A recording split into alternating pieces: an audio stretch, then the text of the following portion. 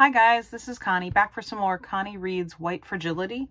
We are on chapter 6 titled Anti-Blackness. And here is a quote to open the chapter.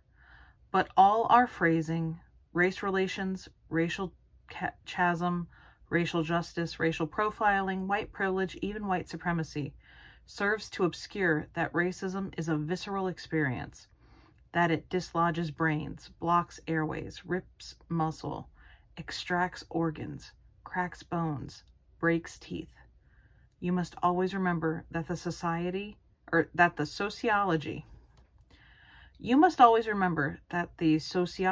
the history, the economics, the graphs, the charts, the regressions, all land with great violence upon the body. A quote from Ta-Nehisi Coates, Between the World and Mean. Racism is complex and nuanced, and its manifestations are not the same for every group of color. To challenge the ideologies of racism, such as individualism and colorblindness, we as white people must suspend our perception of ourselves as unique and/or outside race. Exploring our collective racial identity interrupts a key privilege of dominance, the ability to see oneself only as an individual. We need to discuss white people as a group, even if doing so jars us, in order to disrupt our unracialized identities. For people of color, the privilege of being seen and seeing themselves as unique individuals outside the context of race cannot be taken for granted.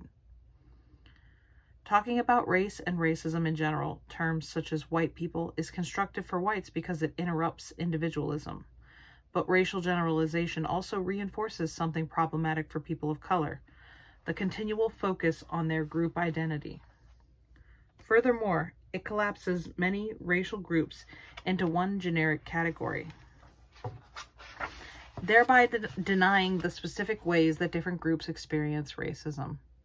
While people of color share some experiences of racism overall, there are also variations based on a specific group's history. These variations include how group members have adapted to the dominant nature, how they have been represented, how they have been positioned in relation to other groups of color, and the, quote, role the group has been assigned by dominant society. The messages I have internalized about people of Asian heritage, for example, are not the same as those I have internalized for Indigenous people, and a key aspect of challenging these messages is to identify their differences and how they shape my attitudes toward various groups of color. Further, there are myriad groups within these categories, and I have different attitudes here too. For example, my stereotypes about Japanese people are not the same as my stereotypes about Chinese people, and these stereotypes inform different responses. In this chapter, I will address the uniquely anti-Black sentiment integral to white identity. In doing so, I do not wish to minimize the racism that other groups of color experience. However, I believe that in the white mind, Black people are the ultimate racial other, and we must grapple with this relationship, for it is a foundational aspect of the racial socialization underlying white fragility. I remind my readers that I am addressing white people at the societal level. I have friends who are Black and whom I love deeply. I do not have to suppress feelings of hatred and contempt as I sit with them. I see their humanity. But on the macro level, I also recognize the deep anti-Black feelings that have been inculcated in me since childhood. These feelings surface immediately, in fact, before I can even think, when I conceptualize Black people in general.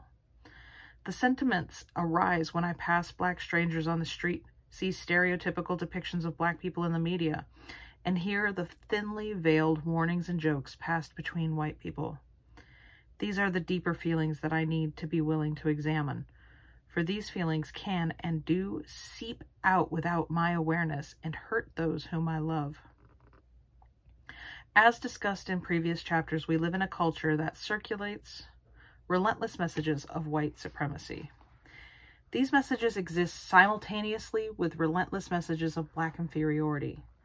But anti-blackness goes deeper than the negative stereotypes all of us have absorbed. Anti-blackness is foundational to our very identities as white people. Whiteness has always been predicated on blackness. As discussed in Chapter 2, there was no concept of race or a white race before the need to justify the enslavement of Africans. Creating a separate and inferior black race simultaneously created the superior white race. One concept could not exist without the other. In this sense, whites need black people. Blackness is essential to the creation of white identity. Scholars have argued that whites split off from themselves and project onto black people the aspects that we don't want to own in ourselves. For example, the white masters of enslaved Africans consistently depicted the Africans as lazy and childlike, even as they toiled at back-breaking work from sunup to sundown. Today, we depict blacks as dangerous, a portrayal that perverts the true direction of violence between whites and blacks since the founding of this country. This characterization causes aversion and hostility towards black people and feelings of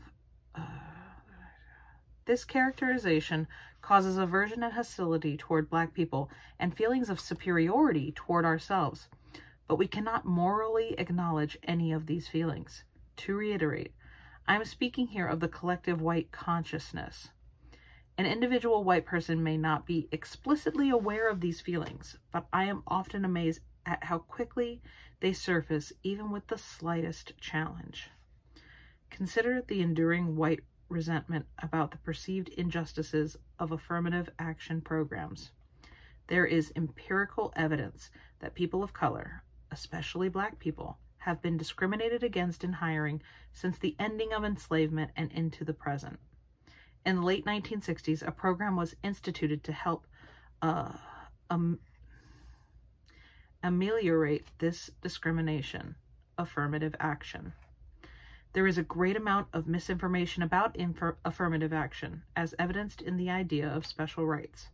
For example, people commonly believe that if a person of color applies for a position, they must be hired over a white person, that black people are given preferential treatment in hiring, and that a specific number of people of color must be hired to fill a quota. All these beliefs are patently untrue. Affirmative action is a tool to ensure that qualified minority applicants are given the same employment opportunities as white people. It is a flexible program. There are no quotas or requirements as commonly understood. Moreover, white women have been the greatest beneficiaries of affirmative action, although the program did not initially include them. Corporations are more likely to favor white women and immigrants of color of elite backgrounds from outside the U.S. when choosing their executives.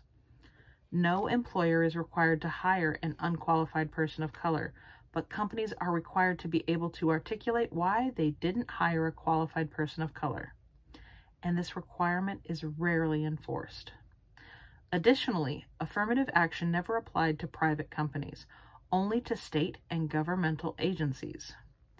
Still, this program has been systematically chipped away at, and several states have eliminated affirmative action programs altogether. In turn, African Americans continue to be the most underrepresented group at the organizational leadership level. In 2018, affirmative action has all but been dismantled, yet invariably, I will encounter a white male bristling with umbrage who raises the issue of affirmative action. It seems that we white people just cannot let go of our outrage over how unfair this toothless attempt to rectify centuries of injustice has been to us. And this umbrage consistently surfaces in overwhelmingly white leadership groups that have asked me to come in and help them recruit and retain more people of color. Copious research attests to the disdain of whites for African Americans. From the school to prison pipeline, to mass incarceration, to white flight. For example, on attitude surveys, most whites say they would prefer neighborhoods that are no more than 30% black, and more than half of whites say they would not move into a neighborhood that is 30% black or more. Studies of actual mobility patterns not only confirm these preferences, but also show that whites downplay them. White flight has been triggered when a formerly white neighborhood reaches 7% black, and in neighborhoods with more than a few black families, white housing demand tends to disappear. In parentheses, that is, the demand disappears unless white people need that housing because of unaffordable home prices in their neighborhoods. In that case, black people are pushed out as gentrification increases. Brooklyn, Harlem, Oakland, and Seattle are prime examples. End of close parentheses. A 2015 study by the American Sociological Foundation found that the highest level of segregation is between blacks and whites. The lowest is between Asians and whites, and the level between Latinx and white occupies an intermediate position. A majority of whites, in both the expression of their beliefs and the practice of their lives, do not want to integrate with blacks. We see anti-black sentiment in how quickly images of brutality toward black children, let alone black adults, are justified by the white assumption that it must have been deserved. Such beliefs would be unimaginable if we had been shown images of white teens being thrown across schoolrooms, of white kindergartners handcuffed, of a white child shot while playing with a toy gun in the park. We see anti-black sentiment in the immediate rejoinder to Black Lives Matter, that all lives matter, that blue lives matter, and in the absurdly false comparison between the white nationalist and, quote, alt-right movement, now directly connected to the White House, with the Black Panther Party of the 1960s. We see anti-blackness in how much more harshly we criticize blacks by every measure. We see it in the President of the United States positioning the avowed white supremacist neo-Nazis marching openly in the streets, including one man who drove a car into a crowd of protesters, as equal in character to the people protesting them. As Coates notes in, quote, The Case for Reparations. The early American economy was built on slave labor. The Capitol and the White House were built by slaves. President James K. Polk traded slaves from the Oval Office. The laments about, quote, black pathology, unquote, the criticism of black family structures by pundits and intellectuals, ring hollow in a country whose existence was predicated on the torture of black fathers, on the rape of black mothers, on the sale of black children. An honest assessment of America's relationship to the black family reveals the country to be not its nurturer, but its destroyer, and this destruction did not end with slavery. And I'm going to let that be the end of the first section. Be careful with that and enjoy. Please and thank you, and I will see you for the next installment next time. Have a great one. Goodbye.